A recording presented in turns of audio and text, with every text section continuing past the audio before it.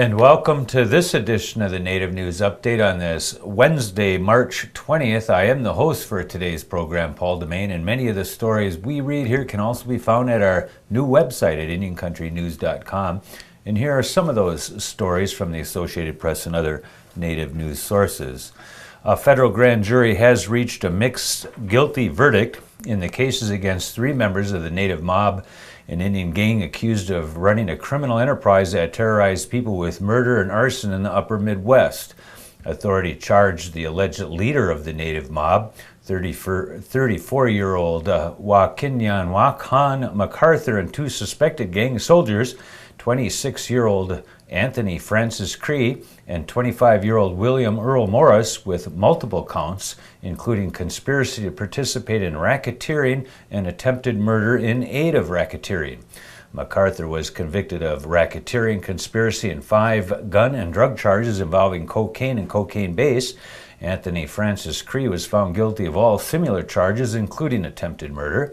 Authorities have said that it was one of the largest gang cases in Indian country that has been prosecuted to date, and convicted more than 30 members of the group for activities that date back as far as 2004.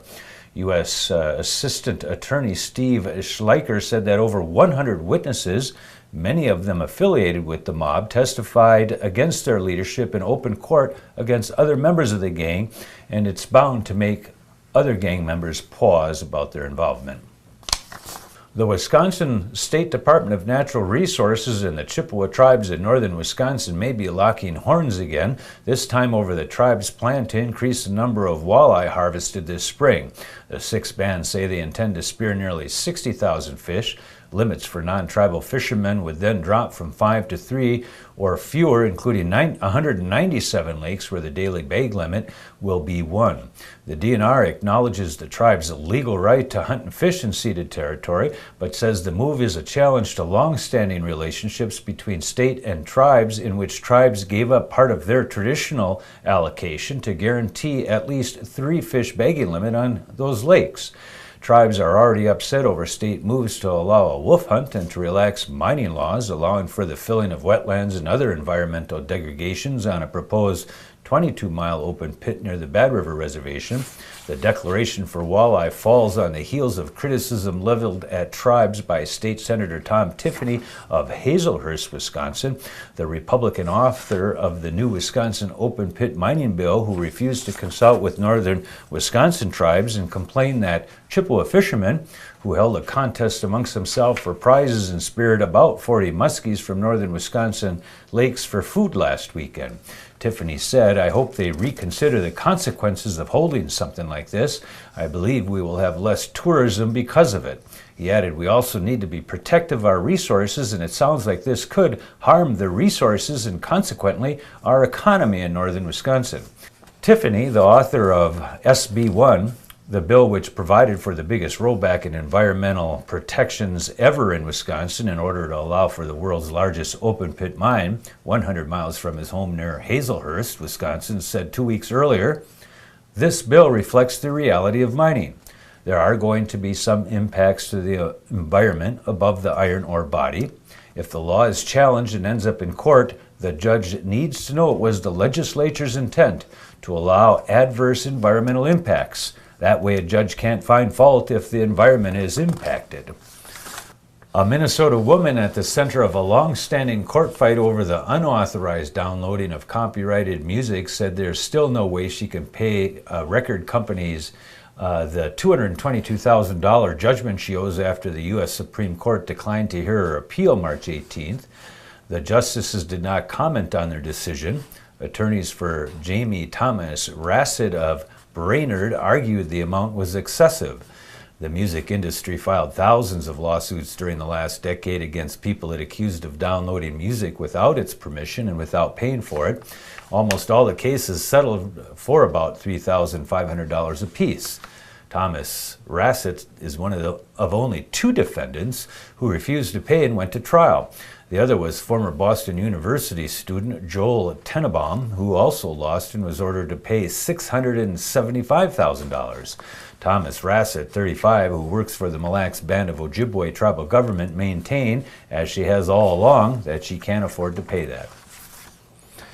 With a sense of grim determination, a group of unlikely allies in Nebraska has begun gathering at kitchen tables in churches and along fence rows here to plot what could be the final battle in the 4-year conflict over Keystone XL pipeline.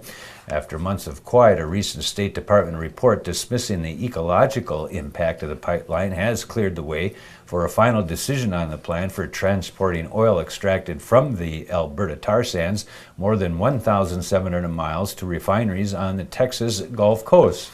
An unusual coalition of environmentalists, property right advocates, and ranchers are now attempting to find new ways to derail a project that more than ever seems to be headed for approval. "I'm associated with people I never dreamed I would have been associated with," said Randy Thompson, a Nebraska rancher and self-described conservative Republican, at a meeting of activists at his rural home south of Lincoln. "There's a stigma on people considered environmentalists. I had that concept," he said. The opposition effort is now focused on a new Secretary of State, John Kerry, who will make a recommendation to President Barack Obama on whether to greenlight the project soon. This week ahead could be crucial for the casino process in southeastern Massachusetts. Governor Deval Patrick and the Mashpee Wampanoag tribes say they have an agreement in principle on a new compact that could be signed in the coming days and help jumpstart the tribe's proposal to build a resort casino in Taunton. A compact signed last year was later rejected by the Federal Bureau of Indian Affairs. Patrick says he has already vetted the major points of the revised deal with federal officials. Meanwhile, the Massachusetts Gaming Commission has scheduled a hearing for March 21st in Fall River as it considers whether to allow commercial developers to bid for the sole resort casino license in the southeastern region. The state's 2011 casino law gives first preference in the region to a federally recognized Indian tribe. The Comanche Nation has begun construction on a hotel to go along with a casino in Cotton County, just north of the Red River in South Oklahoma. The Comanche Red River Casino in Duval opened 10 years ago. The Times Record News reports that dirt turned March 15 marks the start of work on what will be an 87-room hotel. Casino CEO Chaz Robbins says it should take 9 or 10 months to complete construction. The rooms will vary in size, and the hotel's interior will feature artwork by Comanche artists.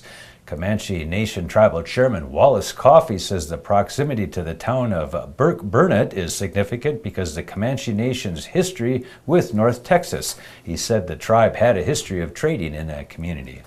And that's going to be another roundup of news from Indian Country on this edition of the Native News Update. We want to say when and for joining with us, and come back again soon.